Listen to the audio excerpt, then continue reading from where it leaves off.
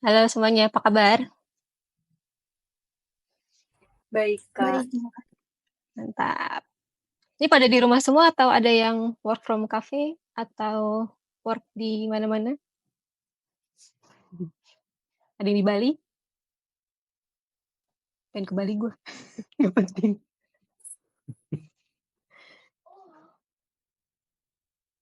Rumah oke, di rumah semua ya. Semoga aman ya koneksi internet teman-teman sama gue juga, terutama gue sih. Jadi kita mulai aja. Gue share screen.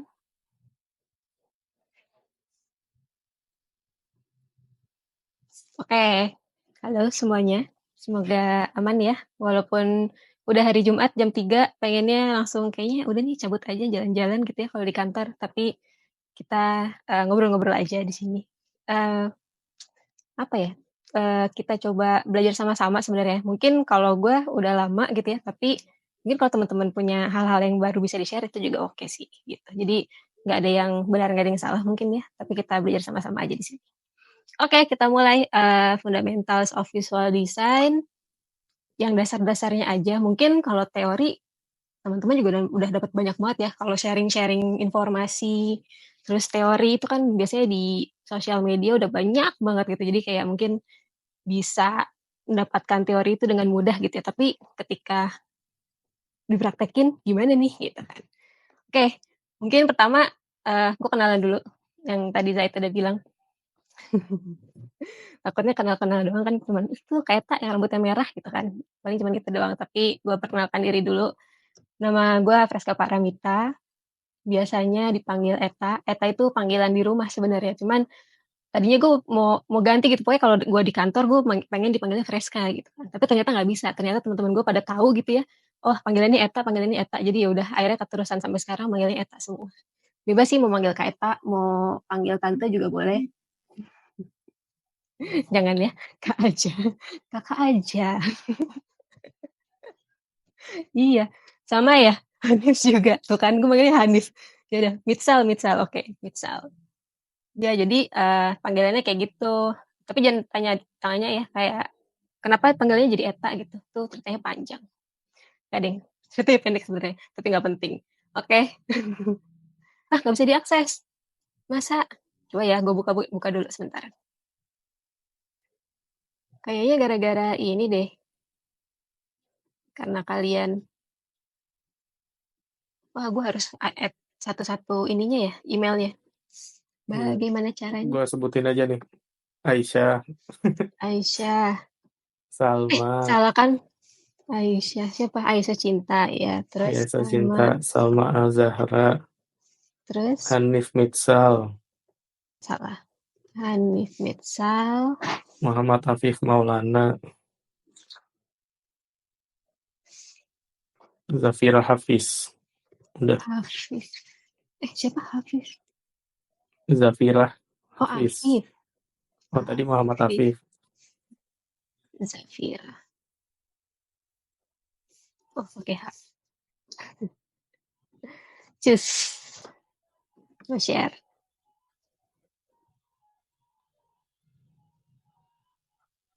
Can edit.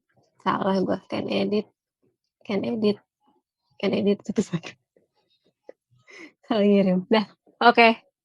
Aman? Udah bisa semua? Aman. Oke. Kita lanjut lagi.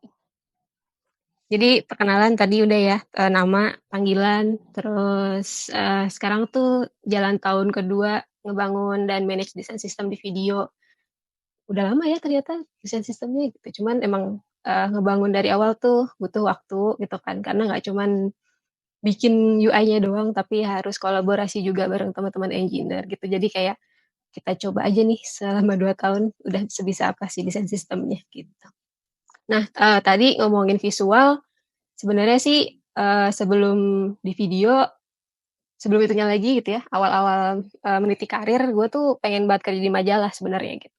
Jadi desainer grafis lah, jurusannya juga ambilnya graphic design gitu. Jadi kayak bener-bener fokus ke visual gitu ya, ke grafik gitu, karena pengen banget kerja di majalah. Tapi akhirnya, alhamdulillah doanya terkabul gitu ya. Bisa lama di High Magazine ini kalau teman-teman tahu. Sekarang cuman ada online doang, cetaknya nggak ada. Dulu gue waktu awal masih, desainnya desain buat majalahnya gitu ya, buat cetak bukan online gitu. Jadi emang seru banget ngejalanin deadline-nya gitu ya, setiap minggu harus terbit, harus bikin visual yang menarik, ide-idenya gitu kan, pokoknya di-push terus gitu biar bisa mikir kreatif gitu. Jadi seru sih di 7 tahun ini. Awal sih jadi graphic designer biasa gitu ya, terus lama-lama naik jadi art director di 1,5 tahun terakhir lah, tapi akhirnya gue memutuskan untuk udahan. Udah tuh, abis itu gue istirahat, capek, kerja, capek hidup gitu ya, curhat. Pokoknya gue istirahat dulu, abis kerja lama gitu ya, gue coba istirahat dulu deh gitu. Gue mau ngapain lagi gitu ya, ataukah mau lanjutin di grafis lagi, atau gue mau ngapain gitu. Terus akhirnya diajak gue sama Kak Abray, dulu kami barengan di karir.com gitu kan, sama Kak Ratih juga PM-nya. Terus kita coba, gue diajak di karir untuk cobain nih Tak, UI UX, bilang gue nggak ada basic sama sekali UI UX gitu kan maksudnya. Tapi lo kan ada dasar grafisnya gitu, pasti bisa lah, tinggal tinggal apa nambah-nambahin aja, belajar-belajar lagi untuk si UX-nya ini. Gitu. Terus udah deh, ternyata emang agak-agak 11-12 tapi nggak bisa dibilang mirip juga gitu ya antara grafis dan UI gitu. Karena kalau grafis tuh kita bisa yang wah hura-hura gitu ya. Tapi kalau misalnya UI itu kita kayak harus fokus gitu. Kita mau goalsnya nih apa gitu. Kalau walaupun ada yang sama gitu ya kayak fokusnya mau kemana, point of interest gimana. Nah itu tuh yang sama tapi goalsnya beda nih sebenarnya. Dan prosesnya juga agak berbeda. Kalau grafis kan kayak ya udahlah, udah selesai. Misalnya kalau di sosial media gitu ya, kita timeline udah selesai, udah tuh bye gitu kan. Yang desain kita ya udah aja gitu. Tapi kalau misalnya UI itu kan akan terus-terusan ya. Gitu sih. Akhirnya coba beraniin diri, join, ya deh karena udah mulai teknologi udah mulai banyak yang canggih gitu ya, terus kayak berkembangnya kayaknya bakal di situ. Akhirnya gue coba gitu. Dan akhirnya melipir deh dari karir.com ke video gitu. Waktu awal-awal juga sebenarnya sempat ngebenerin brandnya, logo brandnya si video karena dulu kan timnya masih sedikit ya. Jadi nggak ada yang ngurusin tuh brandnya gitu, kayak kalau misalnya mau nanya logo gitu, ini logo video mana, terus guideline-nya mana, nggak ada gitu. Akhirnya dulu sempat benerin tuh logonya gitu kan, karena mungkin background gue dulu sempat di grafis gitu kan, jadi tak tolongin tak dibikinin gitu. Ya udah, karena emang dulu timnya nggak sebesar sekarang gitu. Jadi ya udah deh, tim marketingnya juga dikit gitu kan, ya udah gue bantuin gitu, karena yang tetua-tetuanya tuh kebanyakan di produk gitu kan. Terus ya udah akhirnya gue coba bantuin bikin guideline. Pertama awal kayak gitu, bikin guideline, bikin icon, terus join di tim engagement. Terakhir gue di engagement sih. Pertama super, terus habis itu terakhir di engagement. Udah habis dari engagement gue ke desain sistem. Gitu sih. Kalau gue itu memakai si anak satu, ya gue punya anak, gak usah kaget. Dengan pengalaman gue 7 tahun di HI kayaknya udah gak kaget ya gitu, biasa aja ya. Gue suka gue suka makan es krim, gue suka kucing. Sini ada suka kucing nggak? Afif suka kucing. Yang suka es krim ada nggak yang suka es krim? Kucing enggak. Ih mantap. Ais suka apa? Suka dia? Ya. Misu. Oh, mixed. Nggak udah. Pokoknya menurut gue apa namanya, McD the best lah. Kalau dibandingin sama mixed. Oke. Ya McFlurry betul. Betul mitsal. Tuh gue manggilnya mitsal. Ini kalau di kantor enak ya bisa langsung ngobrol kayaknya. Oke. Dari sini mungkin kita awal-awal ngobrol aja ya. Kayak nggak usah malu-malu kalau mau langsung nanya juga angkat tangan, atau mau ketawa juga open mic terus ketawa boleh-boleh aja gitu ya. Kita mulai ngobrolnya. Nah, pertama mungkin gue mau nanya ini nih. Ada yang pernah lihat nggak postingan di sosial media yang kayak gini? Kayak nanyain UI mana nih yang paling oke gitu. Terus nanti kasih like ya atau kasih love gitu. Ada yang pernah nggak? Kakak di LinkedIn. Sering ya, LinkedIn ya? Iya. Buat naikin postingannya ya. Gitu. Pasti ini juga banyak sih, gue waktu itu pertama ngeliat di LinkedIn, terus di Instagram juga ada gitu kan. Tapi akhirnya karena ada yang ngangkat ini gitu, jadi kayak buat belajar kok kayaknya oke juga, tapi sebenarnya nggak pernah ada yang bahas kayak, "Kenapa sih nanyanya kayak gini? Which is better," gitu ya. Maksudnya kan kita juga nggak tahu goals-nya mereka tuh apa gitu di dalam satu komponen ini gitu. Atau mungkin emang nggak usah macem-macem, yang kiri juga sebenarnya udah bisa gitu ya, kalau kalau ketemu sama tim engineering mungkin, oh kiri udah kok aman gitu ya, tapi kalau misalnya kita punya UI UX mungkin bisa aja yang kanan gitu, atau goals-nya mau apa nih gitu. Jadi kita bisa aja milih dua-duanya. Kalau teman-teman di sini pilih yang mana? Kalau ada pertanyaan mana yang lebih baik? Kanan. Kanan, Kanan. kanan, ke kanan, kiri. Yang lain, Salma? Iya, kanan Kak. Kanan, kanan semua nih, gak ada yang ngiri. Oke, kalau yang kanan, ke kanan, ya mungkin kalau ngeliat dari apa ya, kelihatannya sih, lebih lebih jelas yang kanan gitu ya informasinya. Kalau walaupun yang sebelah kiri sebenarnya informasinya jelas, tapi nggak menarik aja gitu. Tapi kan kita nggak tahu ya goals-nya di sini komponennya ini apa gitu. Jadi mungkin kalau kemarin ngomongin UX gitu ya, kita harus tahu dulu nih UX-nya mau ngapain, goals-nya apa.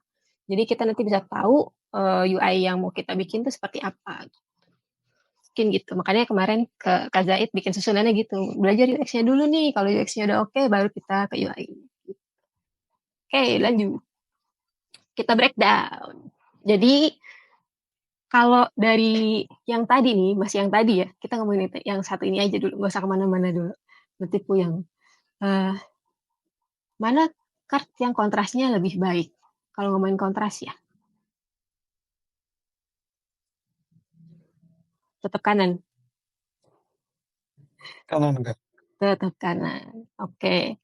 Kalau ngomongin kontras kan, kalau misalnya kita suka ngeliat ya ada grup cewek-cewek gitu yang lagi ngumpul gitu kan, pasti di antara cewek-cewek itu ada satu yang paling cantik gitu kan, itu pasti langsung apa tuh gitu kan, pasti yang bikin menarik perhatian gitu kan, wah si ceweknya yang ini cakep nih, siapa tuh boleh kenal ya. Jadi kontras itu penting gitu ya kalau misalnya kita lagi di kerumunan gitu, lagi banyak orang gitu ya, contohnya kayak tadi ngeliat ada satu kelompok cewek, terus ada satu yang menarik, itu pasti bikin jadi pusat perhatian gitu kan, kita jadi tertarik untuk ngelihat ke bagian itu gitu. Jadi kayak, wah oke juga nih gitu, atau melihat jadinya lebih fokus ke situ. Jadi kita tahu, mungkin penasaran siapa dia, jadi pengen tahu kan ya gitu. Jadi ngeliatnya kayak gitu. Nah, kalau di breakdown di sini, mungkin emang ya kalau yang sebelah kiri itu informasinya sebenarnya informasinya lengkap gitu, tapi kelihatan plain gitu. Kita nggak tahu bedanya yang mana nih. Gitu kan. Kita nggak tahu bedanya yang mana dari nama, terus levelnya, ranknya atau pointsnya gitu ya. Terus kalau dari kontrasnya, sebenarnya kalau ngomongin teori warna gitu ya, ngomongin warna tuh ya warna yang dipakai tuh kayak buat state disable. Jadi orang-orang mungkin ngeliatnya ini bisa dipencet nggak ya? Gitu kan. Jadi kita bingung, ini bisa dipencet nggak sih? Tapi kayak button nih gitu kan. Tapi bisa dipencet nggak nih? Mungkin akan lebih bikin usernya berpikir lebih keras gitu kayak gue pencet nggak ya? Gue pencet nggak ya? Gue add nggak ya? Padahal mau add nih gitu. Mungkin kayak gitu. Terus apa sih yang bikin di sini kelihatan informasinya lebih jelas yang sebelah kanan lebih kontras gitu ya? Karena mungkin dari tipografinya juga gitu. Kita lihat dari tipografinya ukurannya berbeda, terus dari size-nya juga berbeda gitu. Terus tipenya style juga berbeda, ada yang bold, ada yang light gitu ya, ada yang pakai capital semua kayak gitu, all caps gitu kan. Terus di bagian bawahnya juga informasinya ada gambar-gambarnya nih yang lebih menarik gitu kan. Terus kita juga tahu nih kalau misalnya di card ini mungkin ya, gue juga nggak tahu sih card ini goalsnya apa gitu. Tapi mungkin dari card ini kita bisa tahu orang-orang gitu ya yang ada di user lah, user yang di sini tuh profilnya step-nya dia di mana, rank-nya di mana, terus bisa di-add gitu kan untuk di-add friends mungkin kayak gitu. Nah, dari tipografi aja kita udah bisa oh, bedain nih ini namanya, oh ini poinnya gitu ya. Terus melihat CTA-nya lebih jelas gitu, warnanya lebih stand out gitu kan. Mungkin ini yang disebut juga dengan empasisnya gitu. Jadi dibandingin dengan yang lainnya itu lebih terlihat dan itu mungkin goalsnya emang untuk add friends mungkin kayak gitu. Ya, gue juga nggak tahu sih ini goalsnya apa ya. Jadi kita kita lihat aja selanjutnya gimana. Dari sini ada yang mau nanya dulu nggak ngomongin soal contrast? Kalau avatar tuh emang pasti beda-beda ya karena biasanya kan kalau profile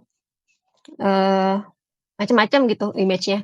Kita nggak tahu, orang-orang, upload-nya seperti apa gitu kan. Pasti kontrasnya mungkin kalau di sini emang kelihatan kontras karena si avatar-nya ini, gitu. Tapi emang itu tujuannya juga kan kayak, "Wah apa nih?" Dari atas gitu kan, "Oh namanya si ini nih, add nggak ya? Karena rank-nya bagus nih," gitu, kayak gitu.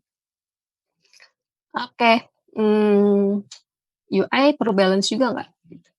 Perlu, gitu kan. Balance itu nggak harus simetris, mungkin bisa asimetris gitu ya. Kayak misalnya kalau ngomongin simetris mungkin yang kiri simetris gitu ya, karena align left semua gitu. Informasinya jelas dari kiri, semua dari kiri gitu kan. Tapi kalau yang bikin asimetris sebenarnya juga bisa gitu kan. Selama dia balance gitu. Terus dilihat juga dari hierarkinya gitu ya. Kalau ngelihat dari Kartini hierarkinya gimana? Kurang jelas juga gitu kan. Ya namanya sama yang lain juga sama aja teksnya. Terus nggak kelihatan juga poin penting yang di-highlight yang mana, terus mau yang goals-nya nggak kelihatan juga di sini kan, kayak cuman menampilkan informasi aja, udah gitu. Jadi dari hierarkinya kalau di yang di sebelah kiri juga kan mulai kelihatan gitu ya. Oh, gue ngelihat fotonya dulu nih, siapa nih gitu kan. Kok fotonya keren misalnya kayak gitu. Avatarnya keren. Terus siapa namanya? Terus dia udah levelnya di mana nih gitu kan. Kalau misalnya main game bisa ngelihat levelnya gitu kan.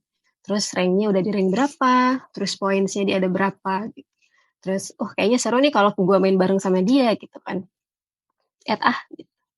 Jadi kayak, oh ternyata ada tujuannya gitu untuk kenapa kita bedain, kenapa kita gunain warna yang lebih uh, kontras daripada yang lain gitu kan. Karena emang mungkin goalsnya di sini untuk add friends. Nah kalau yang asimetris ini sebenarnya juga asimetris gitu ya. Jadi kayak udah di atas terus di tengah lurus gitu tapi masih dalam satu balance di satu kartnya ini. Nah kalau dari ngomongin proporsi juga sebenarnya bagian atasnya lebih besar gitu ya karena emang memperkenalkan si usernya gitu. Terus bisa jadi bagian yang lebih penting juga gitu kan atau kita bagilah dalam satu kart ini mana yang mau dibikin bagian yang terpenting gitu. Kalau emang goalsnya mau add untuk add friends ya mungkin emang proporsinya setelah perkenalan nama atau fotonya itu, selanjutnya ya udah antara ranknya sama add-nya itu. Jadi bisa dibagi-bagi mau mana nih yang dibesarin gitu kan, atau mana yang mau diperjelas informasinya karena emang mungkin ini ada informasi yang penting gitu untuk dibaca dan keterbacaannya kan juga masing-masing ya. Kalau misalnya di UI paling kecil berapa sih? 10 10 juga itu kayaknya udah kekecilan banget kan dan itu harus di bold dan pakai all caps semua gitu. Nggak bisa yang lebih kecil dari itu. Mungkin bisa, tapi emang harus ngeliat kontrasnya lagi. Balik lagi ke kontras. Gitu. Lanjut. Nah, repetition di sebuah produk itu udah pasti. Kalau ngelihat di yang samping ini emang kan kalau misalnya kita satu section gitu ya, pasti kan ada macam-macam ya.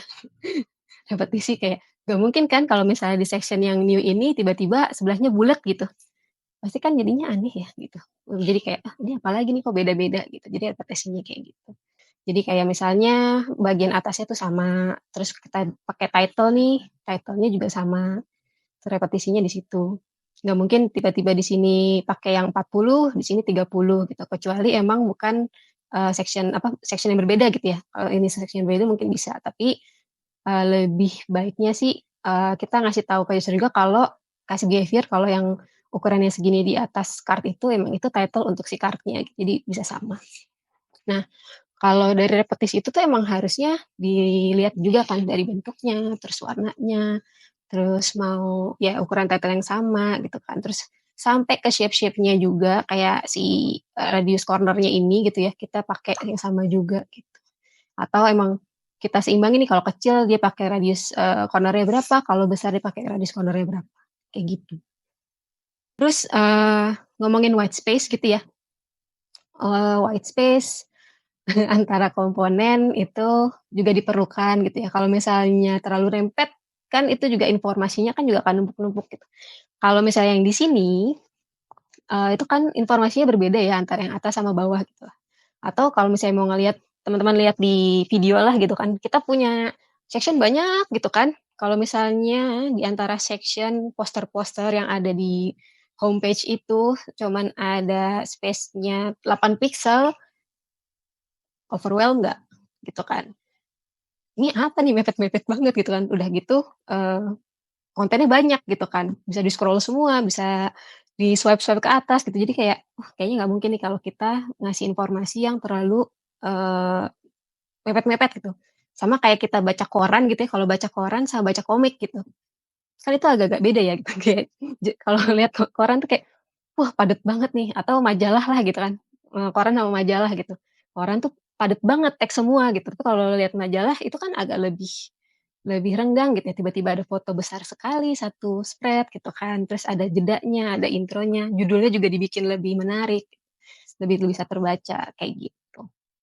Jadi, white space antar komponen itu atau yang bisa disebut negative space, kayak ngasih ruang sih sebenarnya kita buat istirahat gitu ya, kayak nafas gitu kalau misalnya kita dikasih informasi, "Nih gue nyerocos mulu nih, gitu kan, kayak, mungkin kalian juga kayak, ini apa ya, kok cepet banget?" Gitu kan, sama kayak gitu juga. Jadi, kasih jeda dulu, kasih napas gitu kayak, "Oh ini, komponennya bercerita tentang ini," gitu. Jadi gunanya si white space ini atau margin gitu ya, jadi untuk ngasih ruang, user untuk bisa ngelihat informasi yang dikasih di situ gitu.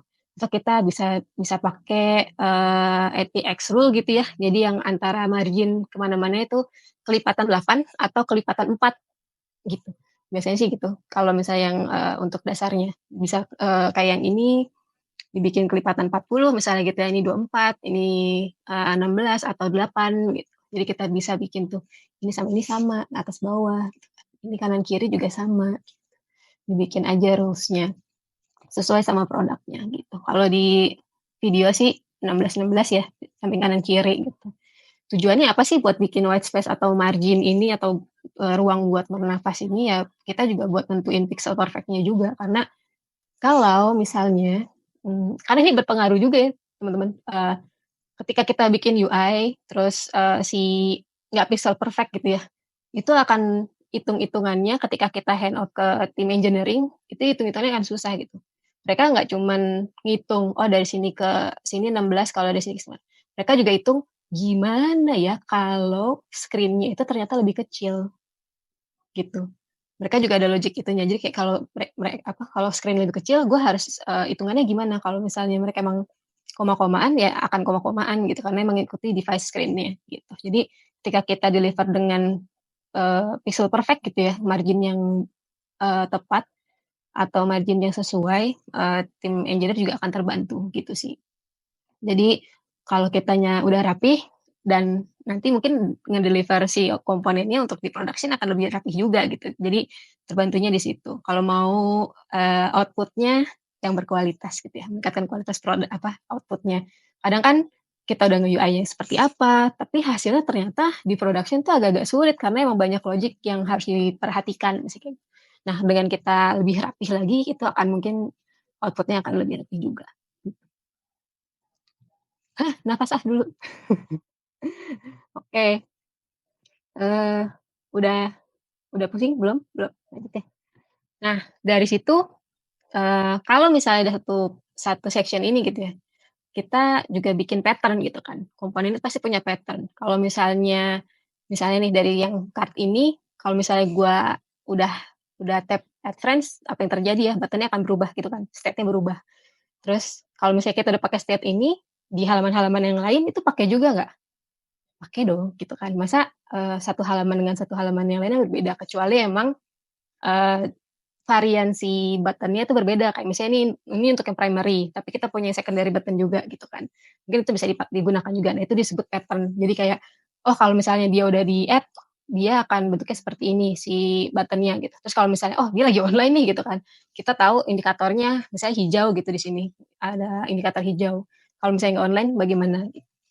Itu kan pattern-pattern yang kita buat juga untuk bikin UI ini ya. Jadi nggak fokus hanya di satu komponen ini aja, tapi sebenarnya banyak, pattern-pattern juga, UI pattern yang kita bentuk untuk, state-state yang kita butuhkan buat HTS-nya, gitu. Gitu deh, mungkin ya gitu biar nggak monoton ya, satu satu kart ini, tapi pasti punya edge case sendiri juga tiap tiap, komponen, Nah, kalau ngomongin udah kesatuan gitu ya, unity-nya, yang di dalam card ini tuh walaupun berbeda tapi dia mempunyai informasi yang sama gitu. Maksudnya satu informasi yang kesatuan untuk menyampaikan sesuatu ke si usernya ini gitu. Jadi bisa dibikin satu kartu ini ya dengan informasi yang clear juga gitu. Jangan tiba-tiba ada informasi apa yang gak berhubungan sama si kartnya ini dan itu akan mungkin membingungkan si usernya. Itu ngomongin UX kali ya gitu kalau ngomongin si Unity-nya ya udah Unity satu kesatuan si komponen ini atau emang nanti dari ini hanya satu section dan kita akan bikin section yang berbeda. Nah, section yang berbeda itu juga harus menyatu dengan si kartu ini gitu. Si kartu ini.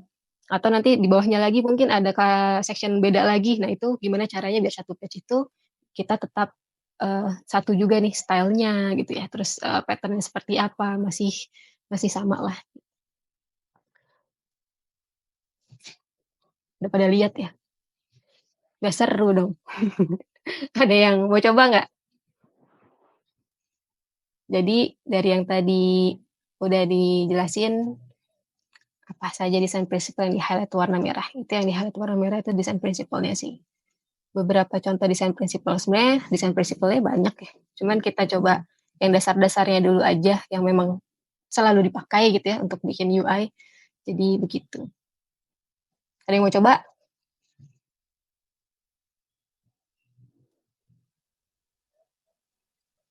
Harus ada hadiahnya ya itu ya? Enggak ya? Enggak, panggil aja kita. Kalau nggak ada yang nyaut, panggil aja si. Wah, nggak mau manggil. Maunya sendiri. Ayo nyantek gak apa-apa kan udah kebuka. Gitu. Salma. Sama tuh. Mantul. Yang akhir-akhir yang aku inget sih Kak, white space sama pattern. White space sama pattern. Anak desain sistem. Kontras. Sisanya belum inget lagi. Oke, thank you Salma. Ya, jadi mungkin kalau yang tadi kita bahas emang ngomongin desain prinsipal yang ada gitu ya. Kalau di teori-teori itu pasti ada tentang balance, terus pattern, white space, ngomongin grid, ngomongin tipografi gitu ya. Jadi itulah yang kita bahas hari ini di si desain prinsipal ini. Gitu.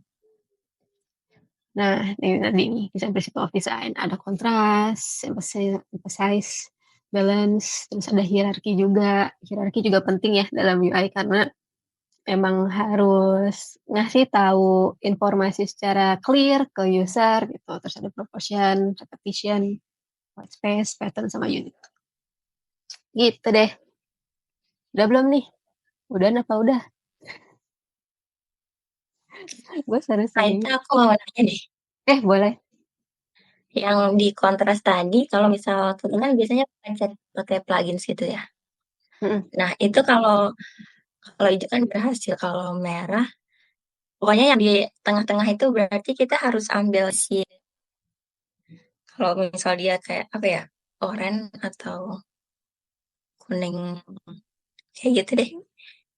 Oh ya. Udah nanyanya? Ya, udah. Oke, mungkin bisa dicek dari color rasionya. Kalau misalnya kamu lihat kan nggak cuman merah, hijau merah doang gitu ya hasilnya. Tapi di atasnya ada color rasio 1 banding berapa gitu. Nah, kalau misalnya color rasionya itu masih 1:4,5, lebih baik cari yang lebih di atas itu gitu. Kalau udah di bawah 1:4,2, 1:4 udah mending cari warna lain. Cari warna yang lebih kontras lagi. Kalau ngomongin kontras meter ya. Oke deh. Terus satu lagi deh, kalau di ngomongin pixel perfect, berarti kan dia kan kayak biasanya kelipatan 2 gitu kan, atau genap gitu kan? Iya. Ada nggak sih kayak di mana kita bisa pakai ganjil gitu? Pakai ganjil. Yang kayak masih dimaklumin gitu. Masih dimaklumin ya. Biasanya ganjilnya itu yang kalau hitungannya udah di dalam code ya. Tapi kalau dari kita lebih baik pakai genap sih antara 2, 4 atau 8 gitu. Karena akan lebih golden ratio-nya akan lebih terlihat gitu dan space-nya akan lebih rapi. Gitu sih hitung-hitungannya. Oke, berarti itu termasuk dari text field gitu ya, Kak? Size dari text field gitu? Size dari text field, maksudnya boleh diperjelas? Eee, semisal nih ada text field gitu, ada buat sebuah paragraf gitu, itu berarti juga, buat ukuran dia itu Mhm. harus juga genap atau masih bisa boleh buat ganjil? Marginnya ya? Oh, iya Untuk sih, iya, marginnya sih, margin. untuk margin sih kalau bisa lebih ke genap, gitu aja. Kalau bisa ya, kalau misalnya emang terpaksa, eee, mungkin ini ada, case juga di desain sistem waktu itu, untuk text field gitu ya. Kita udah bikin text field-nya itu udah sesuai, kelipatan 4 gitu, pakai kelipatan 4 karena, kecil kan dan kelipatan 2. Tapi ternyata, ketika di production gitu ya, pas di-coding sama teman-teman engineer, nggak bisa gitu. Ini harus kayak salah satu ada yang entah itu pakai, gue lupa antara 3 atau pakai 5 gitu, tapi emang itu bikin output-nya si text field-nya jadi di tengah gitu. Nah itu baru kayaknya, masih nggak apa-apa, karena emang untuk output-nya lebih baik gitu, kalau udah ke teknis ya, gitu. Oh, oke oke. Oke, makasih Kak Eta. Siap. Ada lagi? Kita lanjut dulu. Nah, siapa yang suka nyari benchmark dari ini, dari Dribbble?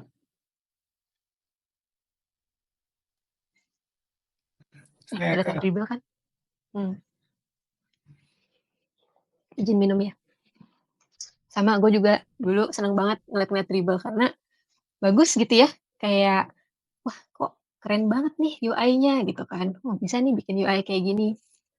Terus, eksplorasi-eksplorasi buat belajar gitu ya untuk bikin, UI-UI buat explore, kayaknya menarik banget gitu kan. Tapi ternyata nggak semua yang ada di, Dribbble gitu ya, yang mungkin yang eksplorasi gitu, eksplorasi mah bebas sebenarnya.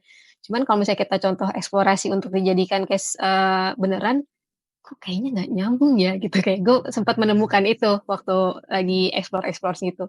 Jadi kayak contohnya emang Paper Pillar tuh emang visualnya bagus banget gitu ya, visual terus tipografinya juga bagus gitu.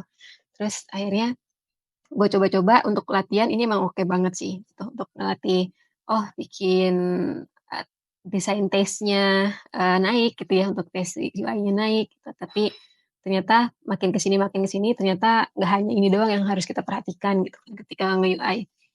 Jadi, eee, silakan kalau mau eksplorasi bisa-bisa aja gitu ya, pakai yang contoh-contoh biasanya kan kita niru gitu ya, niru dulu buat latihan supaya nanti bisa keasah lagi, skill-nya. Nah, kalau menurut pendapat gua gitu ya, kayak cari benchmark yang emang, dari produk yang real gitu ya. Kayak misalnya contohnya kalau video mungkin benchmark-nya dari OTT lain gitu, kayak Netflix, terus kayak WeTV atau apa gitu kan. Karena emang, setiap UI yang dibuat itu untuk ngasih solusi gitu, nggak hanya, "Wah bagus, wah keren," gitu ya, tapi kita harus cari solusinya bagaimana supaya bisa informasinya sampai ke user. Nah, terus kalau untuk berlatih wah, untuk berlatih pixel perfect, boleh cari yang menurut teman-teman emang, "Wah keren nih, gue pengen coba biar taste desain gue naik," gitu. Nah, itu boleh-boleh aja, sekelas info. Nah, terus mungkin ada hal yang perlu diingat juga nih, kayak, membuat UI untuk video gitu ya terutama. Kita contohnya video aja karena kalian di video ya, karena kita video, perlu memperhatikan, behavior juga masing-masing platform gitu ya, kalau nge-UI. Jadi kayak bikin UI, oke bikin kayak gini satu gitu ya di apps, tapi, eee, di video tuh nggak cuman di apps doang gitu ya, ada apps-nya juga macam-macam nih, ada Android, ada iOS gitu kan, terus ada yang responsif buat web, sama yang buat big screen untuk di TV gitu. Sedangkan, cross platform ini kan juga komponen yang dipakai sebenarnya sama gitu ya, cuman behavior-nya agak berbeda. Apps apps mobile web, mungkin itu masih bisa disamain. Ketika ke web, itu udah berbeda kan, gitu. Terus ketika di big screen juga behavior-nya beda. orang kalau misalnya di apps biasanya ngeliatnya kayak gini, kalau di TV ngeliatnya dari 3 meter gitu kan, atau, lo di tempat tidur terus TV-nya di sana gitu kan, mungkin bisa lebih dari 3 meter gitu. Dan itu akan berbeda juga untuk bikin UI-nya gitu. Jadi perlu diperhatikan juga nih, buat teman-teman yang di sini untuk bikin UI-nya diperhatikan untuk cross platform juga kalau di video. Jadi ketika di app itu seperti apa, ketika di web itu seperti apa gitu, karena harus, melihat juga, behavior masing-masing si platformnya. Ini gue kasih link-linknya di sini sih, jadi kayak, dari desain sistem juga masih sering ngeliat ini karena berkaitan sama komponen dan behavior, setiap platform gitu ya. Jadi kalau misalnya mau bikin komponen apa, pasti kita mastiin dulu gitu namanya di Human Interface Guideline itu apa, di Material Design itu apa gitu. Jadi kalau mau nambahin komponen suka, oh yang di iOS tuh namanya ini, tapi kalau oh ya silakan. Terus kayak kalau di, material tuh namanya beda lagi gitu kan. Padahal sama komponen tapi namanya beda gitu kan. Nah itu kita gimana loh bikinnya gitu kan, gitu. Terus ya pokoknya kita tentuin aja, komponennya untuk di platform mana aja. Nah tadi kenapa harus perhatiin platformnya itu gitu kan, karena kita punya grid system juga nih gitu. Punya grid system yang, berbeda karena dari layar kecil ke layar yang besar. Kayak gitu. Jadi ataukah mau responsif atau apa kan karena berbeda-beda juga untuk development-nya. Itu perlu diperhatikan sih. Terus kenapa gitu kan? Ini yang tadi sempat gue asik spill. Jadi kalau misalnya ini contoh isunya gitu ya. Di Android itu kita punya namanya snack bar. Kita waktu itu mau bikin snack bar untuk ngasih feedback ke user gitu ya, bikin si snack bar ini. Terus sudah dibikin sedemikian rupa, kira-kira emang udahlah emang mungkin ini yang waktu itu solusi yang terbaik dulu lah buat user untuk mendapatkan feedback gitu. Terus akhirnya udah selesai, terlalu fokus ke desainnya aja nih gue.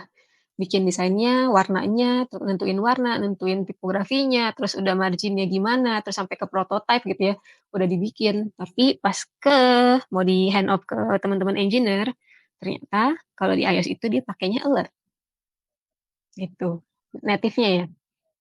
Jadi kayak ini tuh sangat komponen yang sangat Android banget gitu. Sedangkan di iOS tuh nggak ada, kita pakainya alert gitu. Itu gimana? Akhirnya gue ngulang lagi jadinya kan kayak, wah ini gimana ya caranya supaya kita pakai ini. Sebenarnya bisa banget untuk bikin si snack bar ini di iOS bisa. Tapi emang maintain-nya akan lebih berat gitu untuk performance-nya, untuk maintain komponen yang ke depannya. Kalau misalnya ada isu di iOS-nya atau di app kita itu ini ke exclude lah gitu. Pokoknya nggak di-maintain gitu. Kalau kita nggak maintain manual, dia akan bermasalah terus gitu. Tapi kalau misalnya kita pakai native-nya si iOS gitu, itu akan ter-maintain dengan baik gitu. Jadi banyak hal-hal yang perlu dipertimbangkan. Tapi kalau misalnya mau explore, mau coba bikin UI gitu ya, bikin aja sebenarnya nggak apa-apa. Tapi emang kalau misalnya mau di hand off harus sync dulu sama engineer supaya kita tahu, oh ini behavior-nya oke nggak buat si Android dan iOS atau buat yang lainnya juga. Gitu. Nah, dari yang tadi gitu ya, kita ngomongin UI, terus style-nya, udah ngomongin color juga gitu kan. Terus ternyata brand identity juga jadi bagian penting nih yang buat bikin membentuk style dan UI pattern di dalam suatu produk gitu. Misalnya kita video gitu ya. Kalau ngomongin e-commerce deh, e-commerce. E-commerce tuh kalau toko oren tuh apa?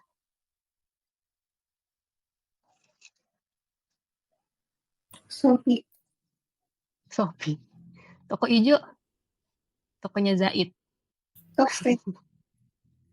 Tokped gitu kan. Kita tahu gitu maksudnya, oh brandnya tuh kuat gitu ya. Kayak oh kita toko oren aja walaupun kita nggak ngomong Shopee tapi orang-orang udah pada tahu gitu. Oh ya, oren tuh Shopee. Terus kalau hijau ya Tokped gitu. Terus kalau misalnya provider merah Telkomsel gitu ya. Terus biru XL gitu. Udah tahu tuh gitu.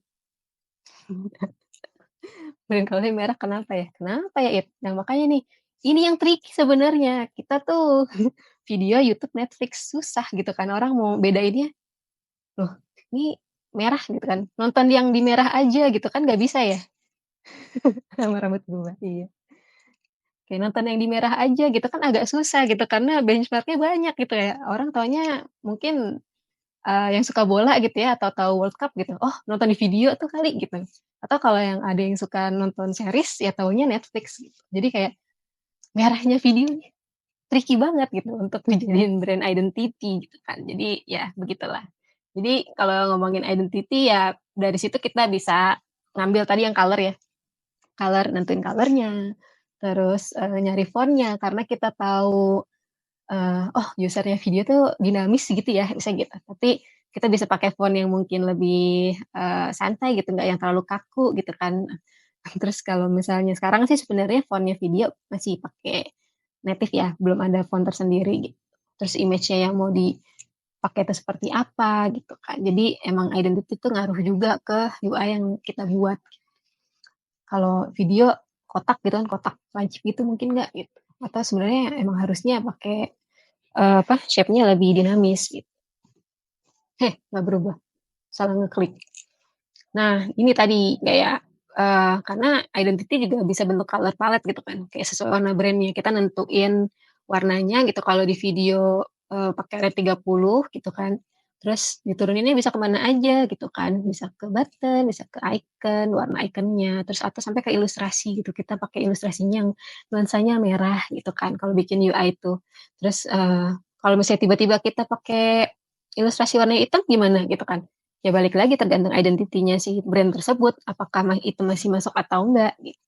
Jadi kita balikin lagi, UI-nya juga ngikutin identity si brand-nya gitu, jangan sampai kita bikin UI gitu misalnya ya, Zaid misalnya masuk Shopee gitu, terus Zaid pakai warna hijau button-nya gitu.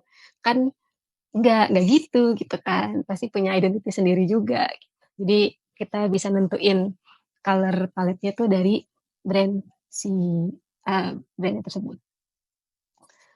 Nah, terus kayak, ya kenapa emang bisa nentuin color system aja gitu, dari brand-nya, terus user-nya, kita nentuin, kalau misalnya user-nya video ternyata, eee, dark gitu ya, misalnya gloomy gitu, mungkin warna yang dipakai merahnya tuh bukan merah yang cerah gitu, tapi merahnya yang dark gitu kan. Jadi bisa nentuin tuh warnanya gimana, terus nentuin primary color, terus status color-nya apa. Status color tuh alert ya, kayak alert, terus sukses sama satu lagi apa, di PHP-in. Kuning ya, gitu ya? Terus sama warna kebutuhan lainnya, jadi kayak buat secondary color-nya apa gitu, gitu deh. Terus dari yang bentuk font-nya juga, font size yang digunakan juga bisa kayak gitu. Kayak misalnya, pengennya sih video punya font sendiri ya, tapi belum bisa nih gitu, masih natif aja biar maintain-nya gampang, performance-nya bagus gitu. Jadi masih dijaga itunya. Tapi yang penting kita bisa nentuin bentuk font-nya gitu, apakah kita mau pakai yang gede-gede banget gitu kan, kalau misalnya user-nya ternyata, video itu buat 60 tahun ke atas gitu kan, pasti font yang dipakai tuh nggak mungkin pakai, paling kecil tuh nggak mungkin 12 gitu, pasti paling kecil 18 gitu kan, kalau yang umurnya 60 gitu. Tapi kalau misalnya masih yang di range, 25, 35, masih bisa pakai standarnya si UI gitu, pakai yang 16 gitu, terus size untuk title masih bisa pakai 20 gitu kan. Bahkan sekarang gue kalau di device masih gue kecilin gitu kan. Jadi, gue masih muda, enggak sih nggak penting. Jadi kayak, nentuin, font size-nya juga gitu untuk si produknya. Oke. Nah, eee, ini juga bisa nentuin hierarki gitu kalau misalnya dari teks gitu kan. Kayak tadi ini, ngomongin, tipografi size-nya berapa gitu kan. Mungkin kenapa ada yang display satu, ada yang body gitu kan, terus ada yang subtitle, ada yang title gitu. Tapi ya udah karena kita mau nyari ininya nih, hierarkinya gitu kan. Biar pertama bacanya ini, terus kemudian baca yang ini, lalu baca yang ini dibaca juga nggak apa-apa, nggak kebaca nggak apa-apa gitu kan, karena ini yang terakhir gitu. Informasinya nggak terlalu penting biasanya. Kalau di UI tuh ya namanya struktur information gitu ya. Kita cari cari yang paling mencolok dulu nih gitu kan, yang biar, orang fokusnya ke situ, point of interest ya. Kalau di visual gue, apa namanya, belajarnya tuh define point of interest-nya gitu. Jadi, apa yang paling besar dulu yang mau lo sampein, terus baru ke poin-poin yang lainnya, itu namanya hierarki. Jadi, pentingkah kalau size font-nya beda-beda? Penting gitu. Jadi, kita coba, nentuin hierarkinya seperti apa. Gimana?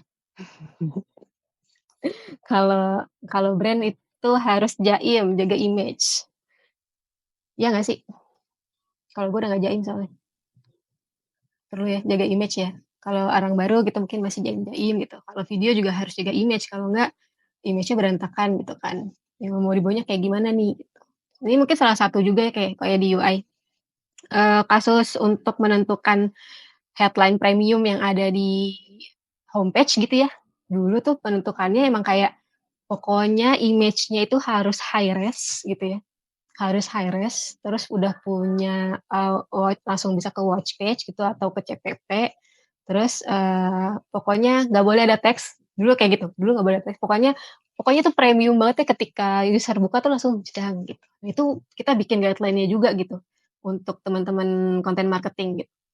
Jadi kita tentuin supaya kita jaga image-nya nih gitu. Kita jagain image-nya supaya di UI kita yang dibuat tuh masih bagus gitu kan. Kalau tiba-tiba di sini ada gambar, terus gambarnya nutupin teks gitu ya, terus ada tulisan di sini juga, itu kan akan berakibat fatal untuk UI yang udah kita buat gitu kan. Kayak kok berantakan banget, malah informasi yang di atas ini tuh gak kelihatan gitu kan. Makanya kenapa di headline premiumnya itu kanan khusus untuk save area image, yang sebelah kiri itu untuk teks. Makanya tidak boleh ada teks di sebelah kiri dan itu harus ada gradasi warna yang agak lebih gelap gitu di sebelah kirinya supaya teksnya kelihatan. Nah, itu guideline-nya dibikin oleh tim produk.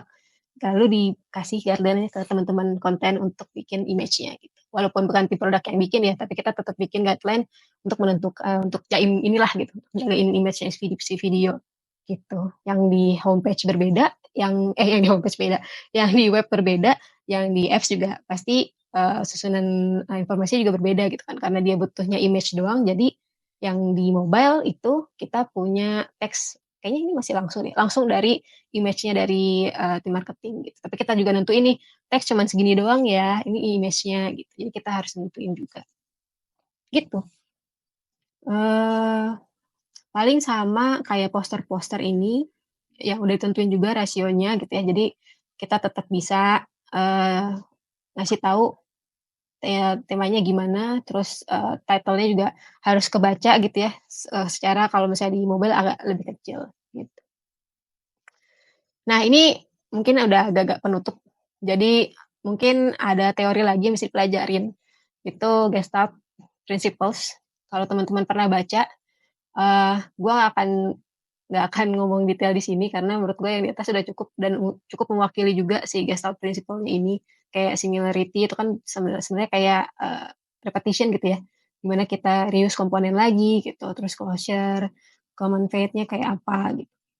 Ini bisa teman-teman pelajarin lagi secara teori, tapi better bisa diaplikasiin juga gitu ya. Nah terus ada atomic design by Brad Frost. Nah ini kita juga nentuin kalau misalnya di UI itu kita harus nentuin tuh atomsnya, molekulsnya, organism sampai page gitu kan. Kalau misalnya mau pelajarin lagi, silakan linknya udah gue taruh di situ. Jadi kenapa kita nentuin atom molekul gitu ya? Karena emang yang komponen terkecil itu atom kan di UI gitu. Kita harus nentuin UI-nya gitu. Terus nanti kalau misalnya digabungin lagi jadi molekul, ya kumpulan atom-atom itu jadi molekul kayak tadi si kart itu gitu. Atau makin besar lagi namanya organisme gitu. Jadi emang mungkin kita butuh perhatian ke situ juga gitu untuk menentukan atomnya dulu. Ketika kita udah tahu atomnya apa, kita akan bisa repetisi si atomnya ini. Kayak contohnya si button paling mudah. Kayak button udah ketemu state-nya, udah ketemu variannya, terus tinggal teman-teman yang ada di satu tim itu bisa menggunakan komponen yang sama gitu. Nah, salah satu cara untuk menjaga konsistensi UI di suatu produk itu ya salah satunya dengan membuat design language gitu ya. Tapi nggak akan bahas di sini, kita lanjut di sesi selanjutnya aja. Oke. Dari gue itu sih, kita lanjut exercise atau mau tanya-tanya dulu?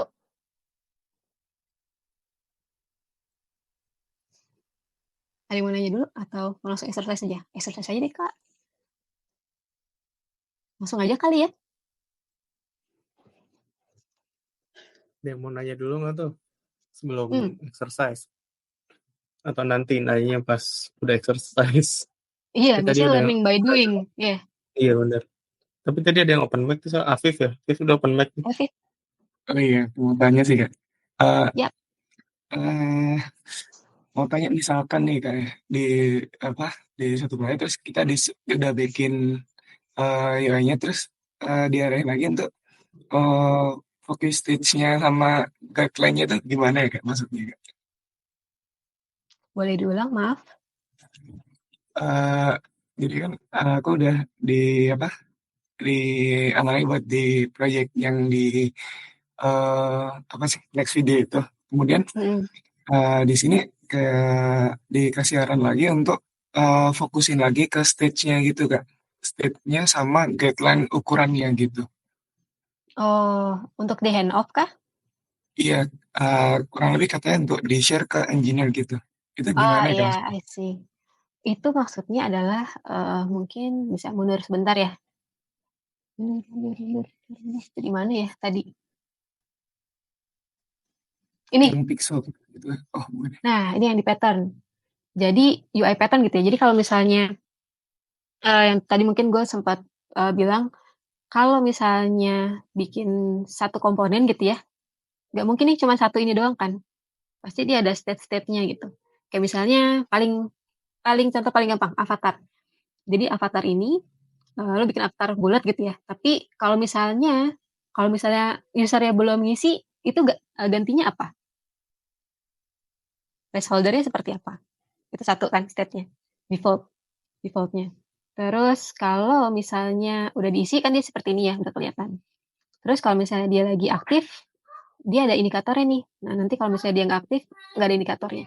Mungkin state-state itu yang diperlukan tim engineer, atau emang UX sebelumnya tuh kita experience-nya mau memperlihatkan kayak gitu. Jadi kalau misalnya default itu gambarnya seperti apa, terus kalau udah keisi image-nya itu nanti bentuknya sama atau gimana, atau kalau misalnya ternyata eh, ini simpelnya, si usernya upload bukan bentuknya square tapi landscape gitu. Nah dia tuh fit dengan jadinya eh, apa ya jadi kayak kepotong gitu, atau dia akan ngefill gitu, ngefill jadi bulat. Nah, itu kan juga sebenarnya state yang dibutuhkan ya, kayak edge case-nya gitu. Nah, itu juga kayak variannya apalagi nih, oh kalau online ada indikatornya, kalau nggak online nggak ada indikatornya gitu. Menjelaskan nggak? Oh, berarti kayak state-nya itu kayak gambaran di kondisi tertentu gitu ya Kak? Hmm. Kalau di real case gitu gimana Kak tampilan apa cara menyampaikannya gitu Kak? Oh, cara menyampaikannya pakai Figma. Jadi emang harus dibikin desainnya seperti apa, terus kayak misalnya kayak gini nih, dibikin satu, terus ini state default misalnya gitu. State default, nanti sini state, online gitu kan. Nanti state apa lagi. Nah, jadi si engineer-nya tahu, oh kalau default tuh kayak gini. Oh kalau dia lagi online tuh seperti ini. Oh kalau misalnya dia belum ngisi atau dia apa namanya? Kalau dia ngisinya pakai yang landscape, dia akan nge-fill gitu kan. Jadi diberitahu di Figma-nya, itu biasanya kita bikin satu folder gitu ya, ready to dev gitu ya. Ready to dev dengan keterangan flow, terus ada keterangan dari komponennya juga gitu. Kalau komponennya emang belum ada di desain sistem, mungkin emang harus dijelasin detail gitu. Untuk state-nya, terus ini gunainnya apa aja, ukurannya berapa. Ini dari atas ke sini sampai margin-marginnya juga mungkin akan perlu detailin juga gitu.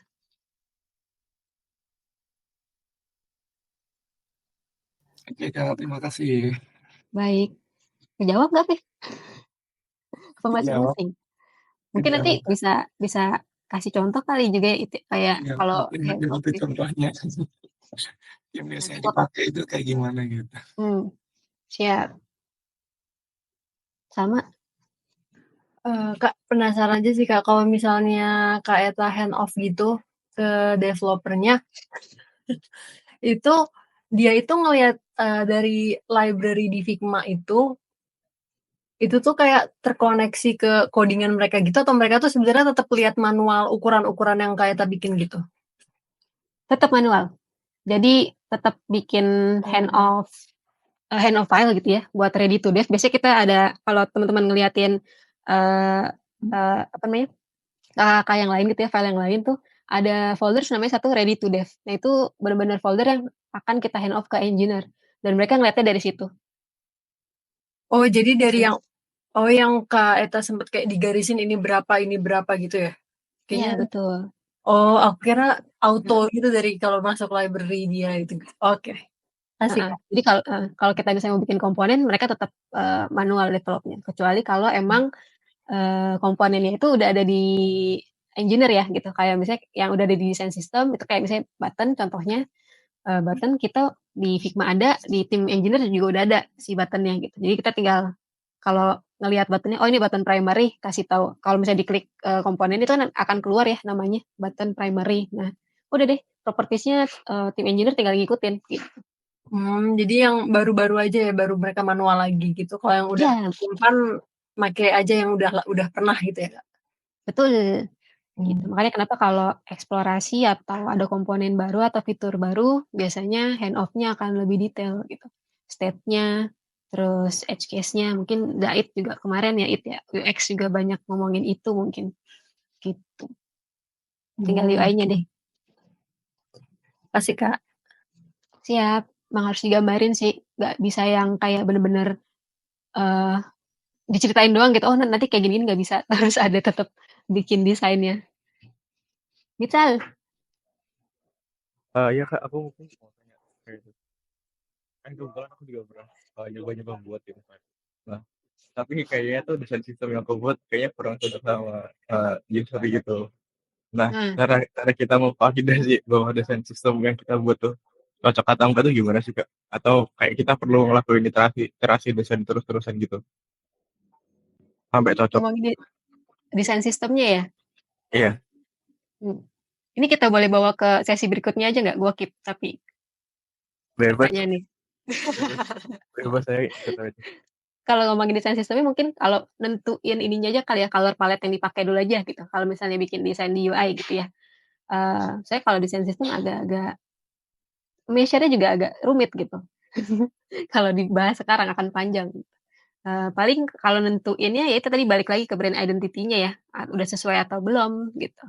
Style-nya udah oke atau belum, udah sama-sama kayak, user-nya atau enggak gitu, target market-nya, lebih kayak gitu. Tapi kalau misalnya mau nentuin, ini desain sistemnya udah cocok belum ya, udah oke belum ya gitu, emang harus terus-terus di, review terus sih, nggak bisa yang udah selesai terus udah tinggal gitu, enggak. Tapi kan tetap di-maintain gitu untuk kalau desain sistem. Kalau memang harus ada yang diperbaiki, diperbaiki. Tapi detailnya nanti kita di sesi berikutnya aja ya, yang ngomongin desain sistem. Boleh Kak, boleh. Oke, langsung exercise aja kali ya? Kita exercise, entar dulu, gue pindah dong. Kita langsung ke teman-teman masuk ke itunya ya, ke Figma-nya.